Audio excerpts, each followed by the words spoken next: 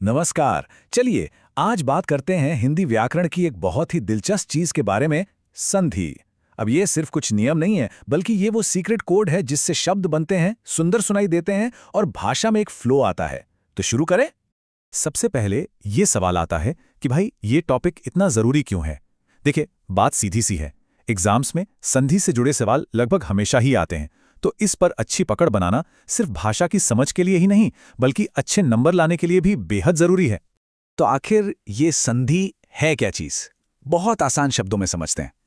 जब दो शब्द पास आते हैं, तो पहले शब्द का आखिरी अक्षर और दूसरे शब्द का पहला अक्षर, ये दोनों मिलके एक नया साउंड बना देते हैं। बस यही जो बदलाव आया ना, इसी को संधि कहते हैं। चलिए एक बहुत ही कॉमन एग्जाम्पल देखते हैं जो हम सब ने सुना है। विद्या का आखिरी साउंड है आ और आलय का पहला साउंड भी है आ। जब ये मिले तो एक ही आ बन गया और शब्द बना विद्यालय। देखा, यही है संधि का जादू। ठीक है, तो बेसिक आइडिया तो समझ आ गया। अब देखते हैं कि संधि के मेन टाइप्स कितने हैं। इसे समझने के लिए संधि को मोटे तौर पर 3 हिस्सों में बांटा गया है। ये स्ट्रक्चर इसे समझना बहुत आसान बना देता है। ये 3 हैं: स्वर संधि, व्यंजन संधि और विसर्ग संधि। नाम से ही काफी कुछ पता चल रहा है ना। स्वर संधि में सिर्फ स्वरों का मेल होता है। व्यंजन संधि में एक व्यंजन का मेल किसी स्वर या दूसरे व्यंजन से होता है। और विसर्ग संधि, जैसा नाम है, ये विसर्ग ह के बदलने से जुड़ी है। चलिए एक एक करके इन्हें समझते हैं। चलिए सबसे पहले और सबसे डिटेल्ड वाले टाइप को पकड़ते हैं, स्वर संधि। जैसा कि नाम ही बता रहा है, यहाँ सारा का सारा खेल सिर्फ वॉवेल्स यानी स्वरों का है और इनके मिलने से बड़े इंटरेस्टिंग बदलाव होते हैं। अब देखिए, स्वर संधि के भी 5 उप प्रकार हैं, लेकिन इन्हें रटने की जरूरत नहीं, इनके पैटर्न को समझिए। पहला है दीर्घ संधि। इसका फंडा सिंपल है।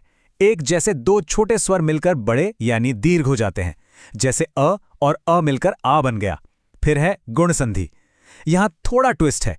अ के बाद अगर ई आए तो एक नया गुण पैदा होता है, यानी ए बन जाता है।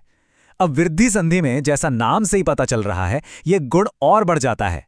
जब अ के बाद ए आता है तो ए बन जाता है। और आखिर में यण और अयादि संधि थोड़ी अलग हैं। यहां स्वर एक तरह से रूप बदल लेते हैं, जैसे ई का य बन जाना। इन पैटर्न्स को पकड़ लिया तो नियम याद हो जाएंगे। अच्छा, तो स्वर संधि के 5 पैटर्न समझ लिए।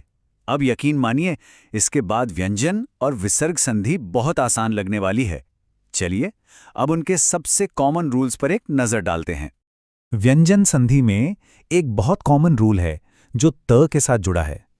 होता क्या है कि जब त किसी दूसरे व्यंजन से मिलता है ना, तो वो अक्सर अपने से आगे वाले व्यंजन को देखकर अपना रूप बदल लेता है। यहां देखिए, उत का त जब सा के स से मिला तो वो आधा त बनकर उसके साथ ही जुड़ गया और शब्द बन गया उत्साह। कितना सिंपल है ना। और आखिर में आती है विसर्ग संधि। इसका सबसे बड़ा खेल है विसर्ग यानी हा का बदल जाना। कुछ खास अक्षरों के साथ मिलने पर यह ध्वनि अक्सर स या श में बदल जाती है, ताकि बोलने में आसानी हो। जैसे इस एग्जाम्पल में निह का विसर्ग जब च के च से मिला तो ये श में बदल गया और शब्द बन गया निश्चय। बिल्कुल साफ है। तो चलिए, थ्योरी तो हो गई। अब आते हैं सबसे काम की बात पर कि एग्जाम में इस नॉलेज का इस्तेमाल कैसे करें ताकि पूरे नंबर मिले। ये सवाल हम सबके मन में आता है कि एग्जाम में गलती से कैसे बचें, कैसे पक्का करें कि हमारा जवाब 100% सही हो। हाँ, तो एक जगह जहां सबसे ज्यादा कंफ्यूजन होता है वो है गुण और वृद्धि संधि में। तो यहां एक सिंपल सी ट्रिक है। देखिए, गुण संधि का जो रिजल्ट है वो ए या ओ होता है, मतलब एक मात्रा। लेकिन वृद्धि संधि में, जैसा कि नाम है वृद्धि, ये मात्रा बढ़ जाती है, ए या अ हो जाती है, यानी 2 मात्राएं। बस वृद्धि शब्द याद रखिए, सब क्लियर हो जाएगा। और हाँ, एग्जाम में आंसर लिखने का सही फॉर्मेट बहुत जरूरी है। हमेशा ये 3 स्टेप्स फॉलो करने हैं। पहले फाइनल शब्द लिखिए, फिर उसे तोड़कर दिखाइए, मतलब उसका विच्छेद, और आखिर में संधि का सही सही नाम बताइए।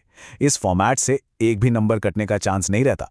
तो आज हमने संधि के नियमों और प्रकारों को समझा, पर ये सिर्फ ग्रामर रूल्स नहीं है ना।